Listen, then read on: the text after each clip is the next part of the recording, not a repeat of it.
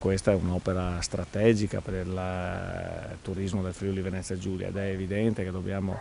puntare ancora di più nella realizzazione di altre infrastrutture. Ce ne sono 13 in questo momento disegnate da FIAB, disegnate da associazioni varie e che sono sottoposte alla Regione Friuli Venezia Giulia per un'eventuale realizzazione. Nel piano del turismo lo abbiamo sottolineato, questa infrastrutturazione per ciclo pedonale